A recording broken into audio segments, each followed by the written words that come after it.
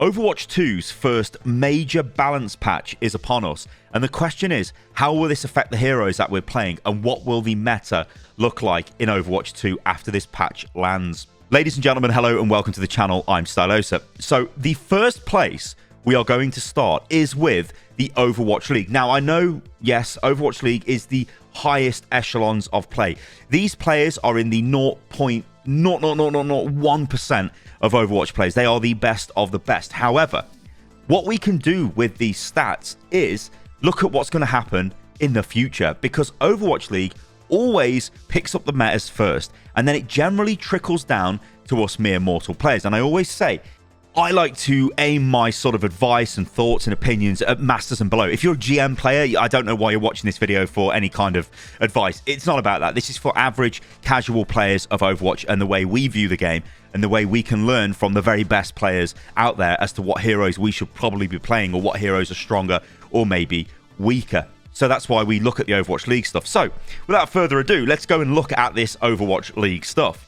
Okay, this is a graph from the Overwatch League Stats Lab. Now, this is for the 2022 postseason, which is essentially the finals that were played in Irvine very recently. Now, what makes this interesting is this was played on the patch that we're about to get on the live server. So we can look at this information and these details and work out who the strongest heroes are according to the best players in the world. Of course, they were playing for millions of dollars, so they picked the strongest heroes. There's no messing about here. Now, there's one thing which is confusing on this graph. The Ana is not Ana. That's Kiriko. They don't have a picture for Kiriko in this, which is kind of weird. But it is Kiriko. It's not Ana. So the comp that we are seeing being used is Sojourn, Lucio, Winston, Kiriko, and Reaper. So why is this comp being used? Well, when you're building a comp, if you're in the most sort of advanced professional environment, what you're looking to do is use heroes that complement other heroes on your team to reduce their weaknesses. Now, when you look at Kiriko, what does she bring to the table? She's very mobile. She's got very good burst healing at close range, especially. She's got nice damage potential. Now, if you're an incredibly talented professional player, you're going to be able to land the shots with a kunai, so you're going to do quite a bit of good damage. Your healing is very good as well. Obviously, the Suzu is very good. If you've got fast reactions, you can prevent a lot of damage with it. She's very good. But why is Kiriko in this team? It is simply because of her ultimate. Her ultimate is the best ultimate in the game right now. I honestly believe this, and I'm just going to keep shouting it from the rooftops. It is so incredibly powerful because what it does is remove weaknesses from literally everybody.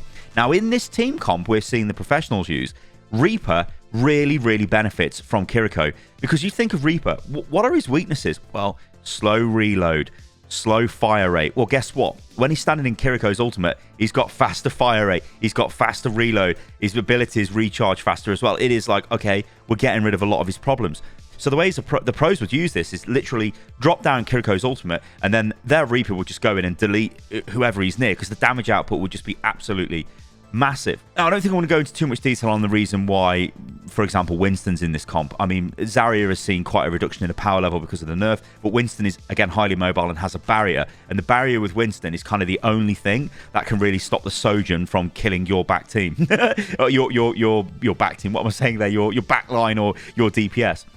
The reason why Sojourn is in the team is quite obvious because, well, Sojourn is massively OP and Blizzard haven't nerfed her, which is a complete major oversight when it comes to this balance patch.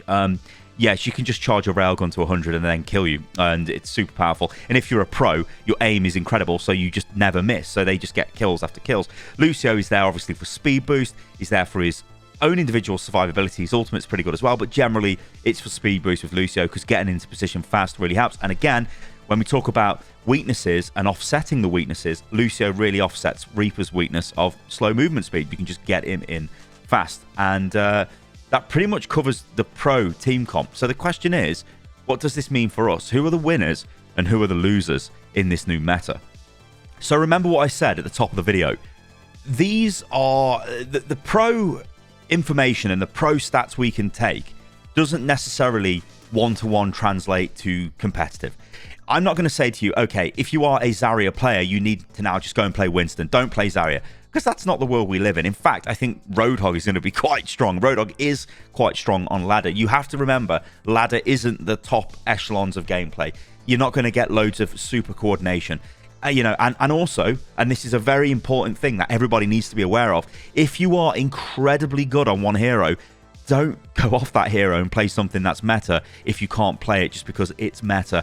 I guess an example would be, let's use Sojourn as an example. If you're a Hanzo player and you're like, well, Sojourn's mega powerful right now, I'm just going to play Sojourn, but you never play hit scan heroes, so you just miss all of your shots and you're just not doing anything. You may as well just keep playing the Hanzo. Like, always remember that, guys. But still, this is good information to take on board because it gives us a more like holistic view of the game and the way the meta's developing. So what are the details of this patch? Well, Blizzard released the details a while ago, and it's taken them a hell of a long time to implement this into the game. But the first hero is Sombra. So Sombra is getting nerfed, and what they're doing to Sombra is hackability lockout duration reduced from 1.75 seconds to 1.5 seconds. Hacked enemies are no longer valid targets for hacking for the duration of the effect, and hacked damage multiplier reduced from 40 to 25%. Now, these changes to Sombra are basically stopping her from spawn camping, and they're also stopping her from just repeatedly hacking a tank over and over again, stopping them from using the abilities, stopping them from playing Overwatch, and then, well, the tank doesn't do anything, and the tank is the most powerful character in your team, and if it can't do anything, then you generally lose. It's almost worth losing a DPS in the Sombra to just repeatedly hack a tank over and over again. So these changes for Sombra, yeah, they're fine, they make sense, and they're good changes. Nice one, Blizzard. So Sombra just gets weaker. There's nothing really more to say about that. Next, we move on to Genji, and the Genji change is, again, a very questionable one. This is one I've raised, again, questions about earlier on. I don't think this was necessarily needed to the extent it was. Now, Blizzard are saying that Genji is very problematic all over the game, all over every single rank. He's just out of control. But I still firmly believe that players were starting to deal with Genji. And I think if Genji was left how he was, like, I don't feel like Genji's too oppressive in the games that I've been playing. Sure, he'll get a blade and it might get a team wipe, but what's he doing to that point, you know? And sometimes the blade doesn't work because maybe you've got a Batiste who drops a clutch immortality field, or, you know, or Suzu is cracked off Kiriko. There's just loads of ways you can play with that. Or if you've got a Zarya, she just saves a grab to put him in a grab, you know, as soon as he blades. There's loads of things you can do to counter him. So I think this is a bit over the top. Anyway, Genji's change is maximum ammo reduced from 30 to 24. Shuriken damage is reduced from 29 to 27. So this is a big nerf to Genji. It means that I don't think Genji's going to be the go-to sort of flanker, the go-to high mobility hero. This may put power back into maybe Tracer's hands, although that's a massive maybe, because Tracer's problem is, with her reduction in damage, which happened quite a while ago, when Tracer's trying to 1v1 somebody, especially a support in the back line, Tracer often has to go through an additional reload cycle, and that's a long time in a 1v1. So Tracer, yeah, she suffers. But Genji, it's almost needlessly getting destroyed, in my opinion. Next up is Zarya. Now, Zarya is, well, Zarya is way too powerful at the moment. She's in every game, and if you play a lot of competitive on the ladder, you will notice that if the enemy has got a good Zarya and you don't have a Zarya, maybe you've just got, I don't know, a Doomfist, God forbid, on your team, then you're really going to struggle. Now, that's not to say you could come against, I mean, I've played Zarya, and I think I'm okay at Zarya, but I've come against Reinhardt's and I've lost. I've come against Sigmas and I've lost those games, so it's not an automatic win. But the Zarya is very powerful because she's got double bubble and they last for quite a long time, and it's very hard to play around them. So again, when you think about weaknesses of a hero, what is Zarya's weakness? Well, in Overwatch 1, it was when she popped the personal bubble, everyone knew she'd done that, so then she was weak and you could attack her.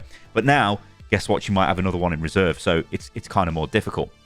Anyway, the change to Zarya, which is a nerf, is barrier duration has been reduced from 2.5 to 2 seconds. Barrier cooldown has been increased from 10 to 11 seconds. So again, this is reducing the power level of her barriers, which makes Zarya a weaker tank to play. Now, in terms of winners off the back of this, well, Roadhog, I mean, there's a lot of talk about Roadhog at the moment, and I think it's simply because Roadhog has got high damage output, and it's hard to kill Roadhog. But Roadhog doesn't really offer anything in the way of tanking for his team. He's not going to bail anyone out of any kind of bad situation. He's just playing as a frontline DPS, so, you know, take that as you will. I think Roadhog was probably always going to slowly go up there in power level. I've played a few games as Roadhog. I'm not the biggest Roadhog player, but I've had quite a lot of success playing him, and it makes me want to play him more, just because I think he's more, well, in the 5v5 world, he's super buffed, super, like, he's got a load of health, does a load of damage. So yeah, he's pretty decent. But I think Sigma might start seeing a bit more usage now, because I think barriers are still really strong in Overwatch 2. And if I had to kind of guess as to maybe the top 3 tanks, I probably would put them as Winston, Sigma, and I'm probably going to go for... Okay, let's say Winston, Sigma, and Hog I'm going to have to go for, I think. D.Va, I'm not too sure about at the moment. We'll have to wait and see what happens with D.Va, but there are some changes in this update which are going to hit D.Va, so we'll get onto that in the D.Va section. But yeah, tank-wise, Zarya is going to go down in power level, but if you're still a really good Zarya player, I wouldn't be too worried at first, because you're still going to be able to do a lot of damage, because it's only a 0.5 second reduction in your bubble, and remember, you've got 2 bubbles, so it's... I mean, it's a lot on the face of it, right? Because if you think you've gone from 4 seconds of combined bubbles to 3 seconds, so you're losing a second of your bubbles. But I don't know, we'll have to wait and see whether this is going to make a dent into Zarya, but she definitely does need looking at. So I do agree with this change, because she is very, very powerful. Let's move on to D.Va. So the D.Va change, this is fusion cannon spread increased from 3.5 to 3.75. Booster impact damage reduced from 25 to 15. Now, these changes are to make D.Va less deadly. Now, D.Va is kind of like an assassination tank. She's a dive tank, which kills you. If you fly into you get a DPS or a support on their own, you fly up to them, maybe you've got defense matrix open, you eat a bunch of their, maybe it's Anna and she tries to sleep you, but you just eat it, then you just absolutely destroy her with primary fire, micro missiles, and ramming into her. That's something which is quite effective as D.Va. However, this is going to be less effective because they've really reduced the booster's impact damage by 10 points, and fusion cannon spread increased from 3.5 to 3.75 means it's not as focused. So in theory, you'll do less damage to targets, kind of like, if you're firing at their headshot, not as many of the pellets will hit. But yeah, this D.Va change, I'm still not sure. I still think D.Va's pretty good. I don't think she's trash. And if you've got a D.Va as a tank, I think it's fine. I think at the moment, the only 2 tanks that I will be, maybe even 3 tanks, let's say, which I worry when I get on my team, is number 1 is Doomfist. It's just not great. It's really, really poor. Hammond, I get kind of worried about, but sometimes you can get a really good Hammond, so I don't know, it's weird. The thing with Hammond is you're playing without a tank in a lot of ways. He's just doing his own thing. He's not really with the team. He's not really setting up engagements. He's just doing whatever he wants to do. And the other one's Junker Queen, and she's just, she almost functions just like a kind of, she doesn't, there's no real tankiness to her in a lot of ways. She's just a DPS. She's strong, close range damage, but those 3 tanks are not great. And you see, this is the thing, right? If I'm moaning about those heroes, why haven't they been addressed in this mid-season patch? Because it's not like I'm some visionary and I've like, oh yeah, these 3 heroes are weak. No, everybody agrees these heroes are weak. So I don't know. Sometimes Blizzard, I think you've got to step back and not take too much reasoning out of just looking at pure statistics, going, oh well, these heroes are being played a lot, or they've got a decent win rate, they must be okay. Because I don't know, those 3 tanks are definitely not. And finally, the other change is to Kiriko. So Kiriko gets a little bit of a nerf, although this is not really a nerf according to the devs. This is just to make her more intuitive to play against. So Swift Step invulnerability duration reduced from 0.4 seconds to 0.25 seconds. So all this means is when you use Swift Step and you pop out of it, you're invulnerable for 0.4 seconds, but they're actually reducing that to 0.25 seconds. This is because if Kiriko pops into your face and you're like, oh my god, there's the enemy Kiriko, you start firing at her straight away, but actually she's invulnerable and you don't do any damage to her. But now she's less invulnerable, so she's not invulnerable for as long, and so if you react faster to Kiriko, it should reward you better as the player playing against her. That's the idea for the change with Kiriko. Again, this is not really I wouldn't really call this a nerf. I mean, it is a nerf technically, but it's not that devastating. So what is this patch about and what is going on? Well, this is the first patch since Jeff Goodman left. And Jeff Goodman was the lead hero designer who's in charge of lead hero balance. So this is the start of a new balance philosophy from Blizzard. And you can see there are some glaring omissions in this, some weird, strange omissions. And I don't think Blizzard are not stupid. They know Sojourn is mega powerful, right? They know Doomfist is weak. And what have they said they're going to do? Well, come Season 2, they're going to look at changes to those heroes. So I almost feel like what they're doing is making some changes, mid-season, but not enough to warrant a major change in maybe the way the meta is going to go, especially for heroes like Sojourn, who still will be the best DPS hero in the game. Instead, they're going to do that come Season 2.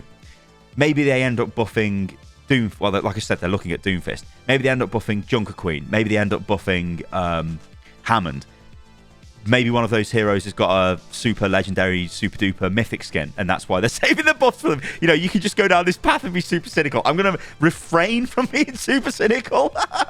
But, you know, there's probably a world where, oh, look, Doomfist is the mythic skin for Season 2, and guess what? He's just been super buffed, so here he is, let's go.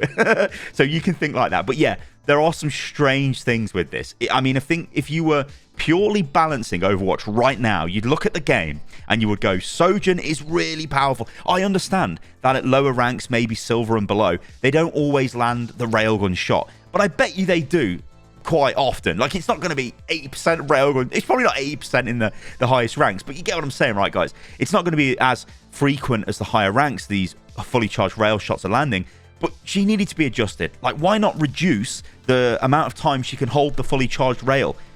I don't know what it's at the moment. I think it might even be something stupid like 8 seconds. Why don't reduce that to 4 seconds? That's not going to wreck the game. You've still got the opportunity to make the shot. That still could be a change that could happen now. And Doomfist is completely unplayable at the moment and needs to be buffed. Junker Queen as well needs some love, if you're asking me. So there's all these things which, honestly, I think Blizzard have missed a trick at. And if they want to keep this game fluid and keep this game entertaining, I think they need to make these changes a bit quicker. This mid-season balance patch, it's okay. This one is delayed. They will come faster than this in the future.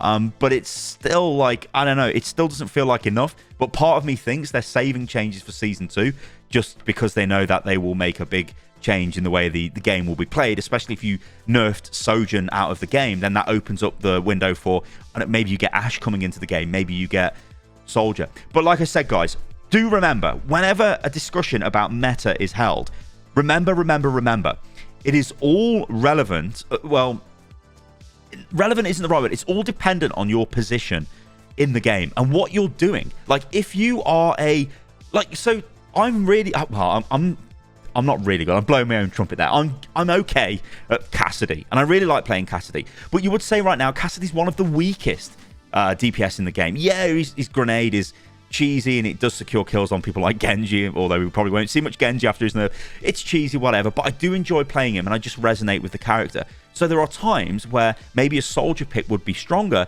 but actually I might just play, I might want to play the Cassidy because I'm feeling the Cassidy, I'm in the Cassidy rhythm. And that'll happen a lot to us, right? You could have somebody who's really good on, well, I've given loads of examples, haven't I, in this video. I don't want to just keep banging on about what I've said, but please, guys, don't just take meta as like this is the way we need to play the game. Don't look at the pro meta and go, well, look, if we haven't got a Kiriko and a Lucio as our supports, we're just going to lose the game. That's not true. That isn't true. But remember, the pros always play from sort of they use the most OP and broken comps they can because there's money on the line. And we can learn from that, and we can sort of see how this will affect us in the game. But yeah, do let me know in the comments below what you guys think about this and where you think the meta is going to go. I think it is interesting, and it's about time we can talk about a new meta in Overwatch 2, and I'm really looking forward to it. I'm looking forward to see the way this patch impacts the game. All right, guys, thank you for listening and watching the video. I've been Stylosa, and I will catch you lovely lot on the next one. See you soon.